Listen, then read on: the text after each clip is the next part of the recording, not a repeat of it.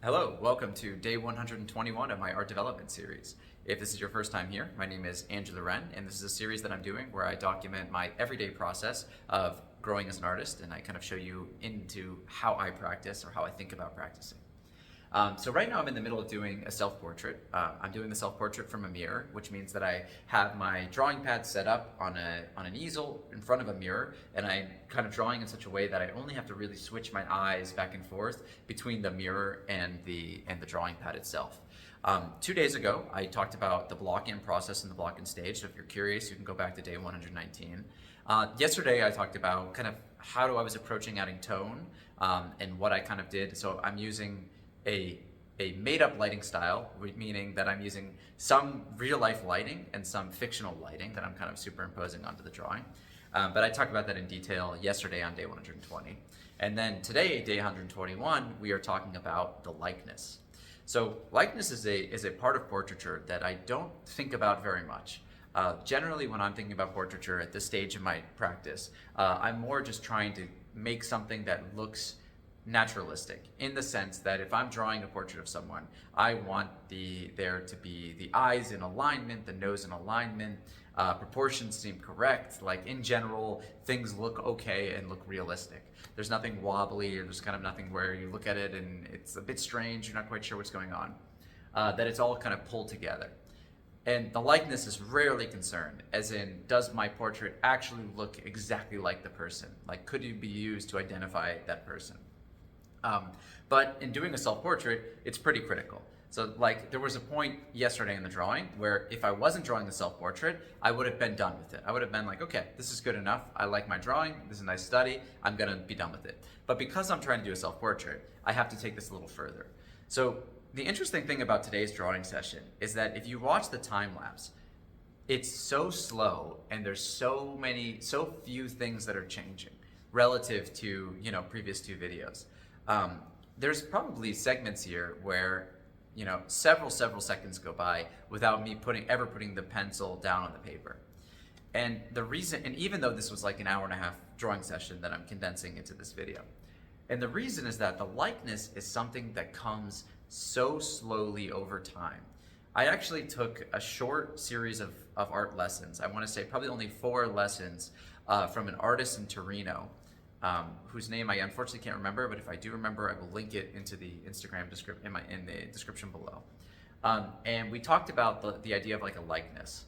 And one of the things that she said to me that I really liked was she was talking about this idea about the likeness is something that comes very, very slowly over time.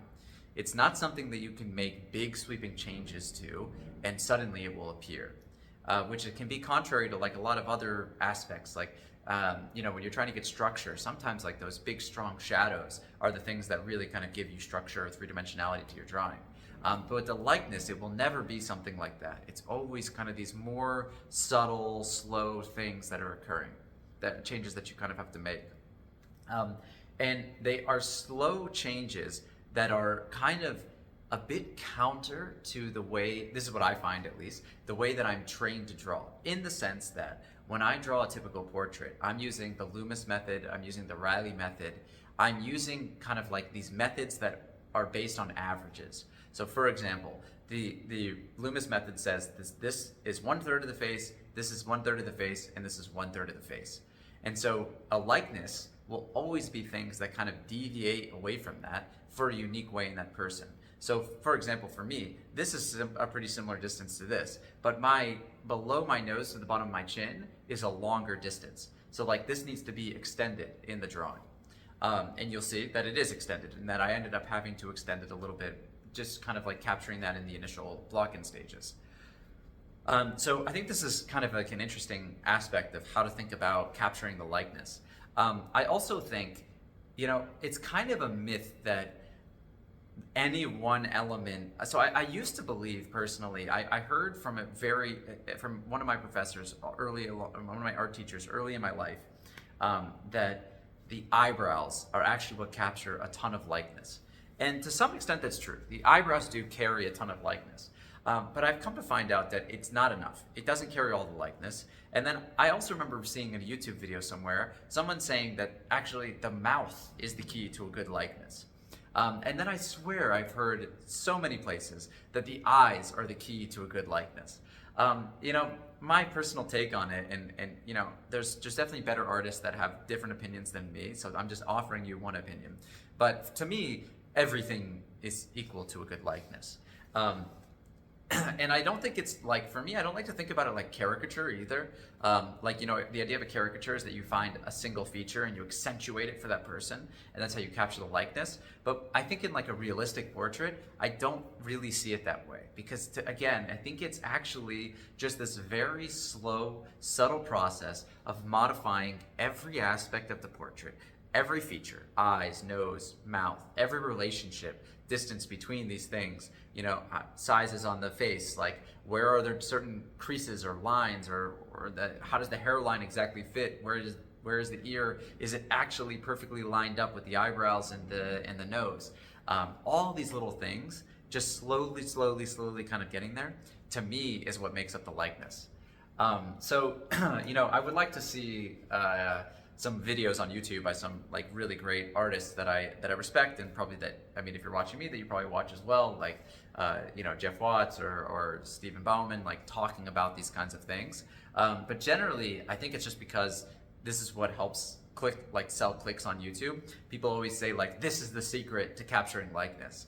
And I'm gonna kind of offer my own opinion here, which again may or may not be right, but for me, I find it to be true. There is no secret for a likeness. A likeness is something that you get through a slow, steady process of drawing every single feature correctly to look like the person. And so all that being said, I think I did arrive to like a nice likeness at the end of this. I also found an old self-portrait that I want to do, and I'm going to superimpose it, and I also want to do a follow-up video where I talk about the differences between these two. But I want to show you the difference actually between this self-portrait and the one that I'm going to finish today, and the one that I did I guess about a year ago, actually, a little over a year ago, just to kind of show the progress and progression that I've experienced during that time period. But I think that's everything for today. I hope you enjoyed this series on doing a self-portrait, a autoritratto, as it's called in Italian. I kind of like that, you know, old Renaissance term, autoritratto. It's very, very nice, very elegant. And so this is the end of this series, and then tomorrow I think I will continue with figure work, since I've now kind of spent 3 days on the portrait, and then we'll see each other again then for day 122.